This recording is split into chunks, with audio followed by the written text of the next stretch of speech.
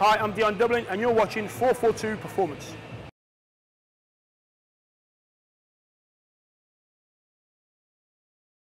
Okay, my tips for playing as a front man, as a target man, a main target man. First thing I'd say is play in the centre of the pitch. Always play in the centre of the pitch. You don't need to go out wide too much. But what you do need in front of you is the space either side of you here. So you have the midfield players wide, other centre forward maybe playing off you in some position here, but you have to leave the space in front of you so the ball can be dropped in. What normally happens is with the defending side, they'll drop somebody on your toes like that, somebody in behind.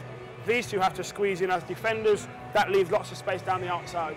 That's why a lot of people play one man up front as a main target. The main thing is that you have to leave space to bring the ball in and bring people in. It's a hard position to play, but I didn't do too bad. Tips for if you are playing a target man and you have somebody sat on your toes, then this man with the ball here has got to change the strategy of what ball he plays into you, or even he doesn't play into you. The idea is if they've got two men on you, you have a spare man somewhere. So this man on the ball should be good enough to find the spare man, and the spare man should be good enough to know that I've got somebody on my toes.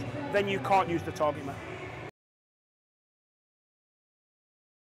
Okay, as a target man, if you sometimes get pushed up the field, because I wasn't the quickest player. So they used to push me up the field. So what happens is they'll push you up the field nice and high, somebody on your toes here. That leaves spaces again for people in behind for that straight ball, diagonal run. You're never going to get straight run and straight ball. That won't work. Diagonal ball, straight run, and vice versa always work. If you want to make space for yourself as a target man, come out wide to one of the fullbacks. Then the centre half has to make a decision. Does he stay with you, or does he leave the fullback to deal with me? If he leaves the fullback to deal with me, most of the time fullbacks are a lot shorter, so I'll get a lot more joy. So we'll just play the same game, but out wide. If you're trying to find some space for your feet, you're always coached to go the opposite way and then come back and get it. Sometimes that doesn't happen. What I tend to do, or what I try to do, is to look completely uninterested and get out the eye line of the defender. Okay? So if the defender's here, and I'm the centre forward here, I try to go into a position like that, maybe slightly in an offside position, but as this player draws his foot back to strike it, then just come back into vision, because the defender has to always keep his eye on the ball. If he marks you and goes sits in there, then you get big gaps for players to go through. So play on the shoulder, play out the eye line.